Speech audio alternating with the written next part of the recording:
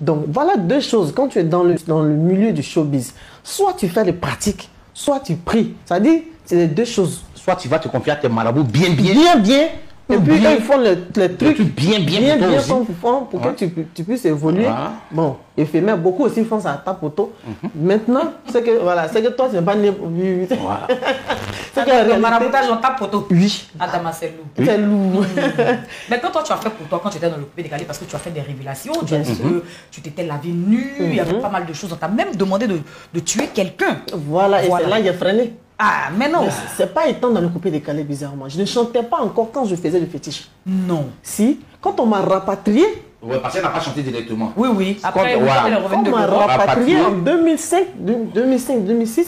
Moi, j'ai été rapatrié ici. Donc, moi, je voulais retourner absolument en Europe. Il y en a d'autres qui luttent pour aller en France. Tu luttes, tous les papiers sont propres. On dépose 3 dossiers. Toi, ton dossier saute. Les 2 autres, ils ont visa. Toi, on met refusé là. Il reste un peu me cacher. Ils vont mettre ça sur ton visage. On ne veut pas la voir. Il reste un peu. L'ambassadeur va écrire. Elle ne vient pas ici. Parce qu'en réalité, je ne te veux pas en France. Et comme tout le monde a réussi en France, toi aussi tu es parti en France. Qui t'a dit que c'est ta destinée? Aussi longtemps que tu ne comprends pas, tu vas donner tes millions aux gens cadeaux. Bienvenue encore à tous sur la page. Aujourd'hui, nous allons étudier cette séquence de Claire Bailly sur ce plateau lorsqu'elle parle de la spiritualité africaine dans ce contexte. Apparemment, elle aurait fait la spiritualité africaine, elle aurait fait des pratiques et elle n'a pas pu réussir dans le contexte où elle s'était lancée au début, qui était la musique du coupé décalé. Alors, si vous nous avez suivis depuis un certain temps, tout ce que nous disons, c'est que on ne va pas dans la spiritualité africaine pour pouvoir réussir. Comme on vous l'a dit la dernière fois, d'abord, il y a quelque chose qu'on appelle la destinée ou la mission de vie.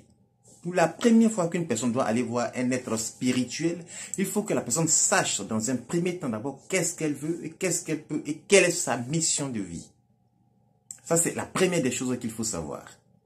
Ou si la personne n'arrive pas à découvrir par elle-même la mission de vie, il faut qu'elle aille voir cette personne ou ce marabout ou cet homme spirituel, pardon, pour que cette personne puisse lui dire voilà ce qui est dédié à toi dans la vie pendant ton séjour sur la terre. Et ainsi de suite, ils pourront faire des rituels en fonction de ça pour que la personne puisse évoluer.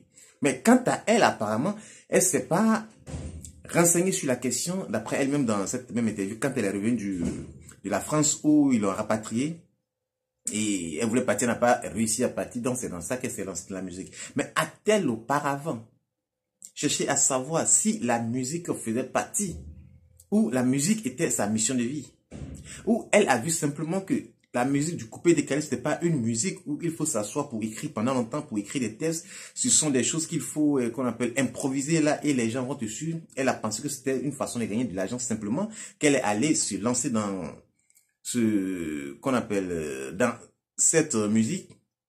Et là, si ce n'était pas sa mission de vie, il va falloir qu'elle fasse des choses pour qu'elle puisse réussir dedans. Comme on vous l'a dit, c'est comme aller d'un point A à un point Z. À partir du moment où ce n'est pas ta mission de vie, et si tu veux aussi aller dans ce contexte, là aussi, il y a d'autres choses qu'il faut faire. Même de façon naturelle, il faut commencer au bas de l'échelle pour pouvoir grimper, pour pouvoir évoluer au fur et à mesure. On ne peut pas commencer dès aujourd'hui et être, qu'on appelle célèbre, le même jour. Donc, voilà ce qui a fait qu'elle a flashé. Sûrement, elle a échoué dans la musique du coupé décalé parce qu'elle avait raté sa mission de vie. Si on croit à ce qu'elle dit aujourd'hui en disant que sa mission de vie ou sa destinée c'est d'être prophète. Si elle sait que sa destinée c'est d'être prophète, aujourd'hui comme elle peut le témoigner, pourquoi est-ce qu'elle s'était lancée dans sa mission, qu'on appelle dans la musique du coupé décalé avant? Ça veut dire que là-bas, elle avait raté sa mission de vie et elle voulait à tout prix forcer. C'est de cela que nous parlons tous les jours. C'est ce fait-là que nous évoquons tous les jours. On ne va pas dans la spiritualité africaine, ou plutôt on ne fait pas les pratiques africaines pour pouvoir être riche, pour pouvoir gagner quelque chose. Non. Si c'est votre destinée, si c'est votre mission de vie, même n'importe qui, un être qui se dit, bon, qui a un peu de spiritualité en lui, simplement peut vous aider à aller dans ce sens, peut vous guider. Il suffit tout simplement de vous apporter un peu d'énergie, d'amplifier un peu vos énergies et vous allez tout simplement aller dans ce contexte. Vous allez tout simplement réussir dedans. Comme je vous l'ai dit, et pour connaître sa mission de vie, il y a deux choses. Soit vous allez voir les prophètes africains, comme je vous l'ai dit la dernière fois, ou soit vous suivez ceux qui font aujourd'hui ce qu'on appelle aujourd'hui le développement personnel. Ce sont des gens qui vont vous interroger sur beaucoup de choses et vont parvenir à trouver ce qui est votre mission de vie. Comme je vous l'ai dit, la dame qu'on appelle Jeanne Zézé Sissoko, elle s'y connaît. Il y a le coach Ziedo également qui s'y connaît. Et il y a une dame aujourd'hui encore que je viens de découvrir, qu'on appelle Farah, quelque chose comme ça. Désolé pour le nom.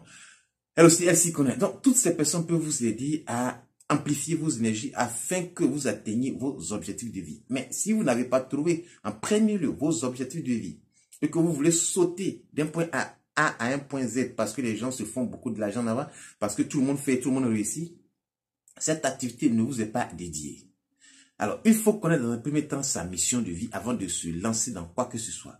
Et si vous n'avez pas trouvé qu'on appelle votre mission de vie, mais si vous voulez faire autre chose, il va falloir que vous aimiez cette chose-là à fond avant de qu'on appelle la faire. Comme l'a dit Wayne Dyer, faites ce que vous aimez. Et si vous ne faites pas ce que vous aimez, aimez ce que vous faites. Ne croyez pas que c'est un simple jeu de mots. Ce n'est pas un simple jeu de mots. Quand vous étudiez la question en profondeur, vous comprendrez. Si vous faites ce que vous aimez ou vous aimez ce que vous faites, en un mot, vous ne travaillez pas. Parce qu'à partir du moment où ton travail consiste à t'amuser, on ne considère pas ça comme un travail. Prenez les deux footballeurs qu'on appelle les plus brillants depuis 15 ans que nous suivons tous aujourd'hui. Il s'agit de Messi et de Ronaldo. L'un, on nous dit que c'est sa mission de vie qui est le football. L'autre, on nous dit que lui, en tout cas, il force, il s'entraîne beaucoup. Mais quand on les voit tous les deux en train de jouer, on a l'impression qu'ils ne sont pas en train de travailler, qu'ils ne sont pas en train de fournir des efforts. On a l'impression que les choses viennent de façon fluide, de façon tranquille. Et même quand on va en Côte d'Ivoire, celui qu'on appelait en son temps Kadé Keïta, qui est-ce qui n'a pas applaudi une fois que Kadé rentre sur le terrain? Parce que ce gars, on sent en lui qu'il vient, il prend le football comme un amusement, il joue avec qu'on appelle avec facilité, tout est fluide, tout est plus facile sur lui. Alors, c'est ce qui consiste la spiritualité africaine. Dans un premier temps, essayez de comprendre quelle est la chose qui vous tient à cœur. Quelle est la chose sur laquelle vous pouvez passer 24 heures en oubliant de manger. Quelle est cette activité qui peut vous permettre de vraiment faire ce que vous voulez sans toutefois vous fatiguer. Non, ils sont forts. Vous là, ça dit, vous dépouillez, écoute-moi.